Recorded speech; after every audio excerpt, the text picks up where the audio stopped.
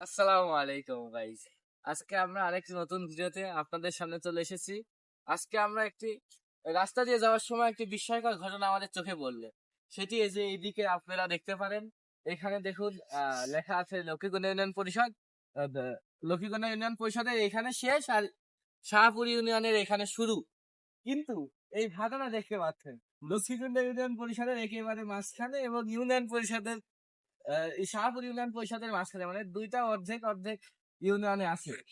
এই কারণে এই জায়গার খাজনা দিতে হলে একবার লক্ষ্মীকুণ্ডা ইউনিয়নে যাওয়া লাগবে, একবার শাহপুর ইউনিয়নে যাওয়া লাগে। এই কারণে এটা অনেক আমাদের মজার লেগেছে, এজন্য আমরা সামনে একটু এগিয়ে যাই। আমরা আরেকটি জিনিস খেয়াল করলাম, এখান থেকে সোজা তাকালে রূপপুর নিউক্লিয়ার পারমাণবিক বিদ্যুৎ কেন্দ্র, যেটি এখন বিখ্যাত সারা দেশে। আহ, এটি রাতের বেলাও দেখতে অনেক ভালো লাগে যখন লাইট জ্বলে মূলত। এই যে গাইজ আপনারা দেখতে পাচ্ছেন এখানে মাটির বড় একটু স্তূপ অর্থাৎ খামার রয়েছে, ওইখান থেকেই নিয়মিত মাটি এনে এই ইটগুলো তৈরি করা হয়। যে ইটগুলো পুড়িয়েই আমরা বিভিন্ন কনস্ট্রাকশনের কাজ মানে ইট বাড়ি, বিভিন্ন বড় বড় কলকারখানা এসবের কাজ আমরা করে থাকি। এই ইটগুলো কিন্তু অনেক ভালো। এই যে এখানে আপনারা এই চুল্লি দেখতে পাচ্ছেন, মেন চুল্লি দেখতে পাচ্ছেন, এখান থেকে মাটি সংগ্রহ করা হয়। এই মাটি থেকে মূলত ইট বানানো হয়। দেখেন কাকা কিভাবে কাজটা করে যাচ্ছে। তো প্রথমে মাটির পানির সাথে মানে করতে হয়, মেশাতে হয়। এই যে এই বক্সে করে মূলত মাটিটি দিতে হয়, এরপরে শেপ আসে, ইটের শেপ আসে।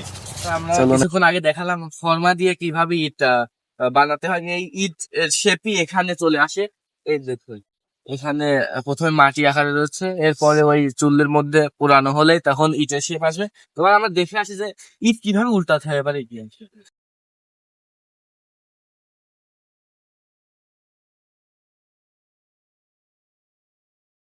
আপনাদের বলতে হয় গাইজ, এই ইট গুলো প্রথমে যে এরকম শোয়ানো অবস্থায় থাকে, তারপরে যে হাত দিয়ে এভাবে উল্টিয়ে নিতে হয়।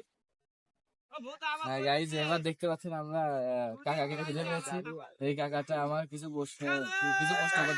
তৈরি হয়। প্রথমত ওই জায়গায় মনে করুন যে আপনি যাত্রা হবে। যাত্রা করার পরে পেঁয়াজ দিয়ে ওইটা মনে করেন বেড়ে দেওয়া হয়। এর ভিতরে দিলে এটা পাকা আছে, পাকা মনে করেন মনে করি ওখান থেকে মনে করেন লোক আছে, ওখান থেকে দিয়ে আছে মনে করেন দেখে। আর এখান থেকে মনে করেন কারিগর ইটালি আসে ফর্মা আছে, ফর্মা দৈনিক কত ইট সর্বোচ্চ বানানো হয়েছে? দৈনিক বলতে মনে করেন যে এটা কারিগরের উপর নির্ভর করে। যারা কাজ করে, যারা কাজ করে দেখা হ্যাঁ। যায় একটা কারিগর ৩,০০০-৩,৫০০ ইট বানায়। এখন যদি লোকান ৭টা কারিগর বসে দেখা ২৪-২৫০ ইট পায়। মানে কারিগরের উপর নির্ভর করে। কারিগর কয়টা বসে আর আপনারা এখন কোথা থেকে আসছেন? আমরা আসছি আপনি আমরা এখন একটা চাচার থেকে অনেক প্রশ্ন করলাম এবং তার থেকে অনেক কিছু শুনলাম। আপনারা অবশ্যই বুঝতে পারছেন যে কিভাবে ইট তৈরি হয়ে থাকে, দৈনিক কত ইট বানানো হয়। তাছাড়া অনেক দূর থেকে আসছে, যারা কর্মক্ষেত্রের জন্য অনেক দূর থেকে আসছে, অনেক কষ্ট করতে হয় সব কাজ করার জন্য। আজকে ভাষা সম্পর্কে অনেক প্রশ্ন রয়েছেন, মানে ভাষা সম্পর্কে আপনাদের কোনো সমস্যা থাকলে সেটা দূর হয়ে যাওয়ার কথা, কিন্তু আরো যদি সমস্যা থাকে আপনারা কমেন্টে বলবেন, আমরা ইনশাল্লাহ জানানোর চেষ্টা করব। আজকের মতো ভিডিওটি এখানে শেষ করতেছি। Like, comment, share and subscribe করে আমাদের সাথে থাকবেন।